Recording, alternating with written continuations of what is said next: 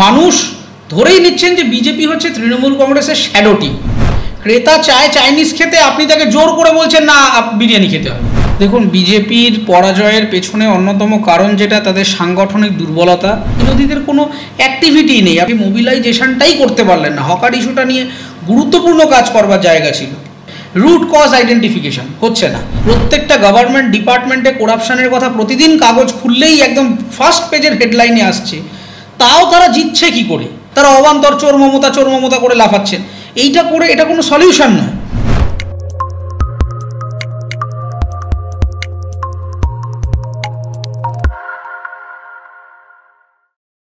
লোকসভা নির্বাচনের পর উপনির্বাচনে বিজেপির এই হার, এই বিষয়ে আপনি কি বলবেন? দেখুন, বিজেপির পরাজয়ের পেছনে অন্যতম কারণ যেটা, তাদের সাংগঠনিক দুর্বলতা এবং মানুষের কাছে তারা তাদের আস্থা বা ভরসাটা কোথাও গিয়ে যথাযথ পরিমাণে তৈরি করতে পারছে না। লোকসভার পরেও যে বাই ইলেকশনগুলো হলো, সেই বাই ইলেকশনগুলোতে তাদের এফার্টটা যতটা বাড়ানো উচিত ছিল, সেখানে তারা কোথাও গিয়ে আগের রেজাল্টের থেকে ডিমোটিভেটেড হয়ে গেছে, নাকি ডিসকারেজড হয়ে গেছে, অথবা তাদের দলের মধ্যের যে মেকানিজম সেইটা কোথাও গিয়ে দুর্বল হয়ে গেছে।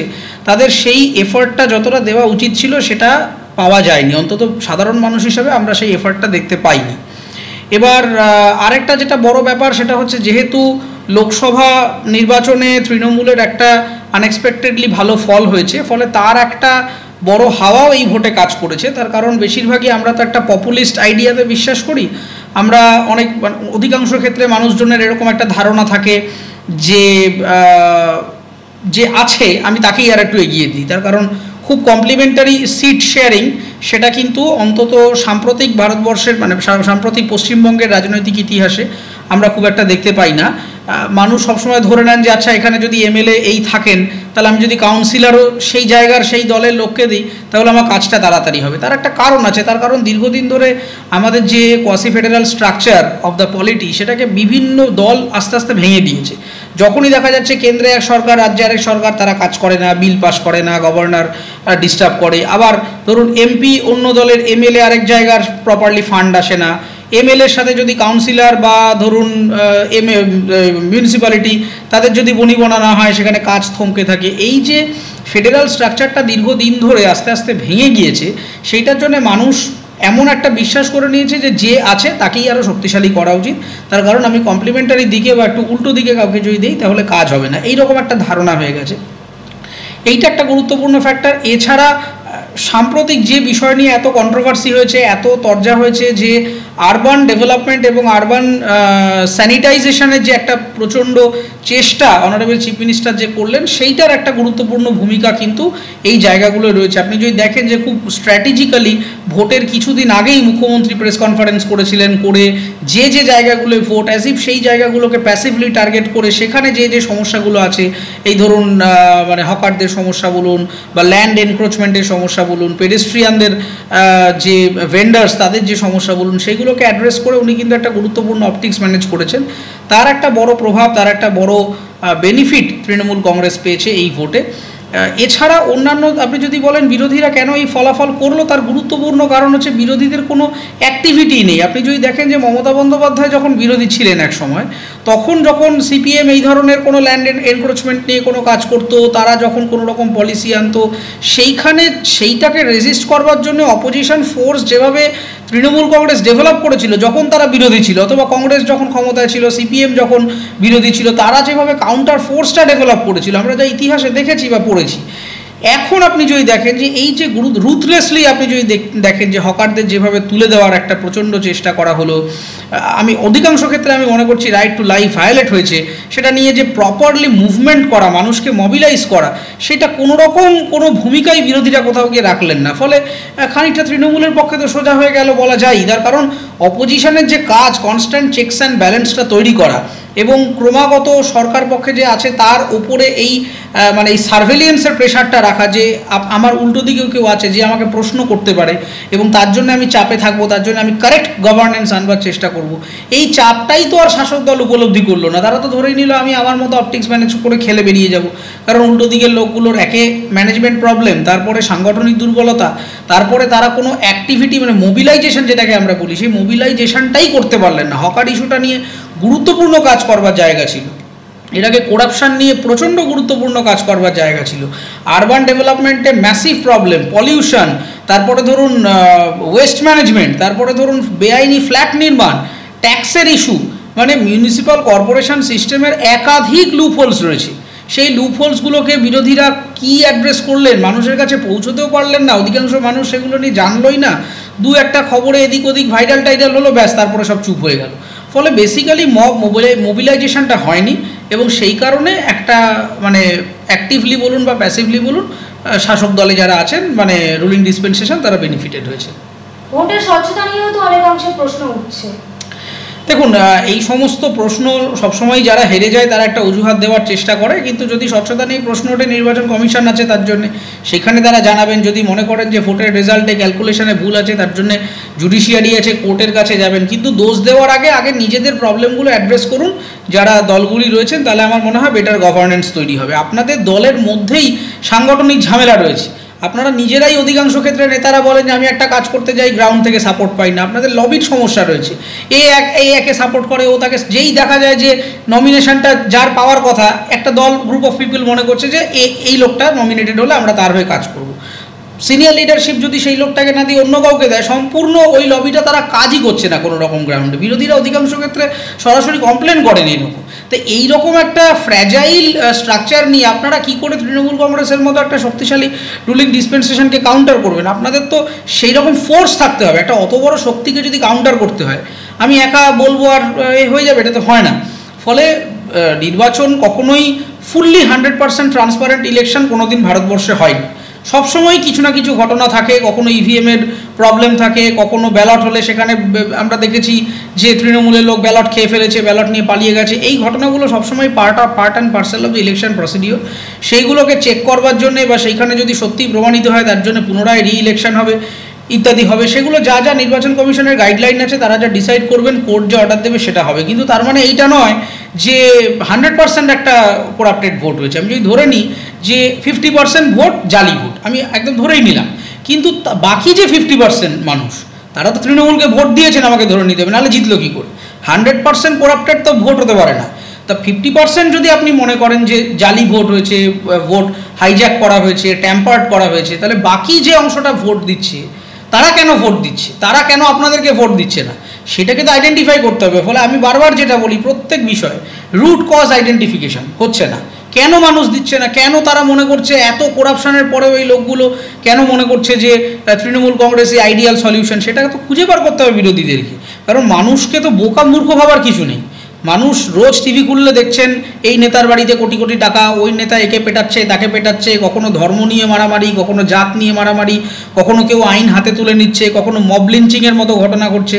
এগুলো প্রত্যেক দিন খবরে আসছে। নারী নির্যাতনের কথা প্রত্যেক দিন খবরে আসছে। প্রত্যেকটা গভর্নমেন্ট ডিপার্টমেন্টে করাপশনের কথা প্রতিদিন কাগজ খুললেই একদম ফার্স্ট পেজের হেডলাইনে আসছে। তাও তারা জিতছে কি করে? এইটা তো আমাদেরকে খুঁজে বার করতে হবে। যারা মনে করছি যে এটার ক্রিটিসিজম করা উচিত বা যা উল্টো দিকে যে সমস্ত রাজনৈতিক সংগঠনগুলো আছে তারা সেটা করছেন না, তারা অবান্তর চোর মমতা করে লাফাচ্ছেন। এইটা করে এটা কোনো সলিউশন নয়।